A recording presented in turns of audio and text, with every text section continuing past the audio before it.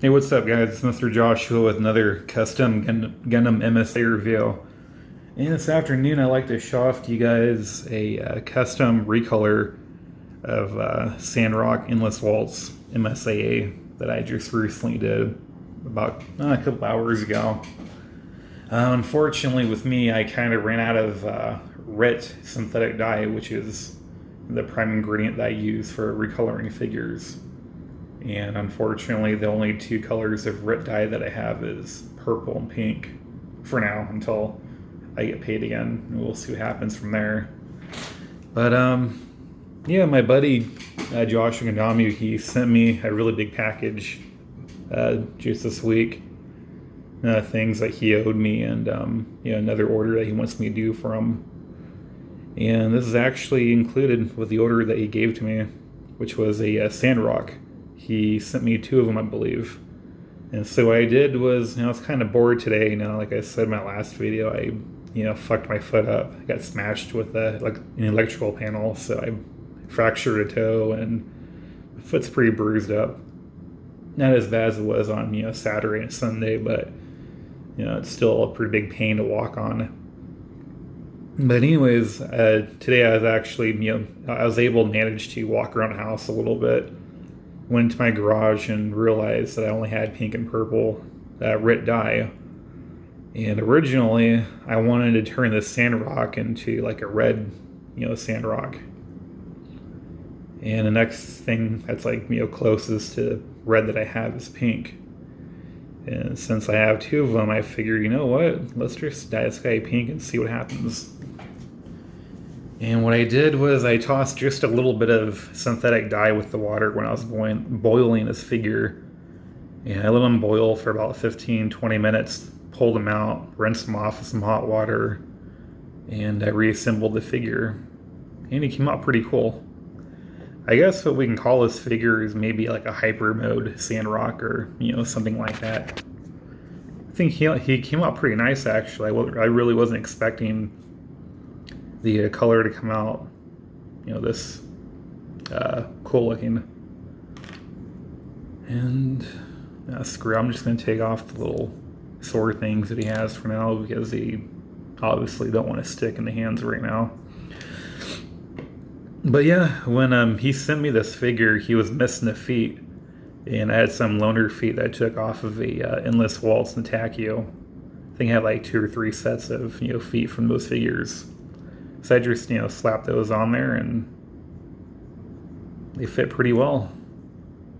They are a little bit smaller than the original Sandrock's feet. I think his are a little bit longer, not by much, but it still looks pretty good. That was the only thing I had to do to this figure, Let's adjust the camera a little bit. There we go. But yeah, when I dyed the figure, since all the purple you see here was originally this color blue right in here on the head, it all turned kind of like I want to say more of a cotton candy purple type color. I actually really like the way it came out. It came out really cool. It actually looks authentic too, So if I wanted to, I can be like, yeah, this was the special edition Sandrock Hyper Mode. It's the only one in existence. Here, buy it on eBay. Which I am going to sell this on eBay in about a couple of weeks or so, just because I want to keep it, see if it grows on me or not. But yeah. These little shoulder pad armor things come off. Let me show you. You want to stick on there. It's always fun. Oh, there we go. So here's one. And then the other one wants to stick on as well. There we go. So this is what he looks like with the 2 little, armor pieces off, which he doesn't really look that bad at all. He still looks pretty cool. And I'm thinking the reason, there we go. There's another piece that came off. That's awesome.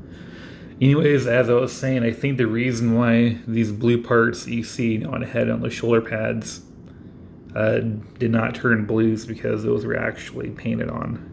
That's actual paint. And when you're dyeing figures, paint doesn't usually dye.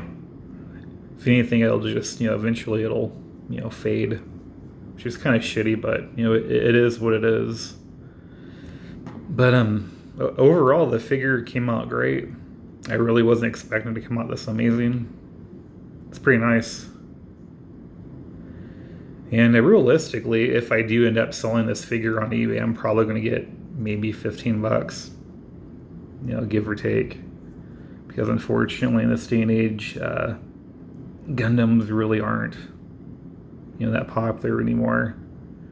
And then when a figure eventually loses popularity, you'll lose, value most of the time.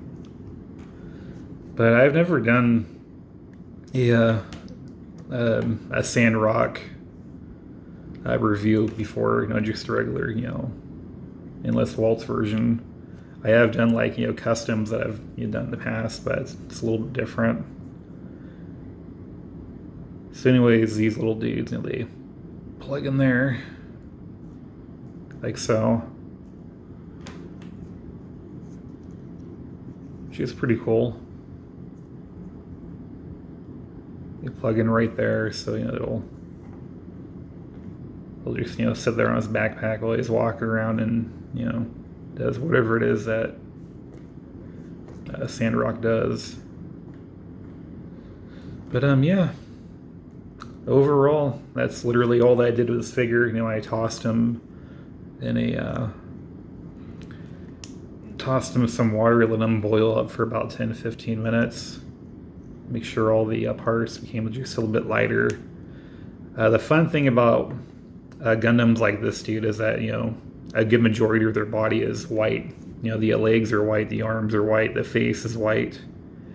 And so when you're boiling white Gundam parts or MSIA parts in particular, they're very easy to dye into, manipulate whatever color you want. If you want a green sandrock, you can dye it green with ease. You don't have to sit there and manipulate the plastic or anything like that. Or if you want a blue Zakio, you can pretty much do the same thing. This dude was originally Char's Zaki 2 that I sun bleached for about 2 months. And yeah, sun bleaching is probably the best way to go with things like that, in that nature. But yeah, I've already did it, but fuck it. Let's give you guys another 360 around the figure just to see how sexy and amazing this figure is.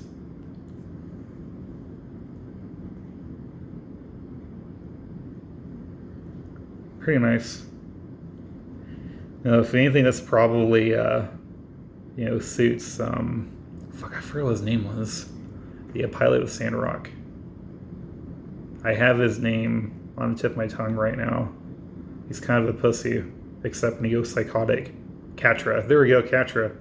It's probably, fits Katra's personality a little bit more since it's kind of a pussy. And I mean that with all due respect. I like Katra, he's pretty cool. But with me, my favorite Gundam wing pilot was Trilla Barton, because he just didn't really give a shit. I liked Hiro Yui a little bit too, except the only part I hate about him was he's fucking bipolar. He's always threatening people, he's gonna kill them and shit. And out of nowhere, he'll just start laughing.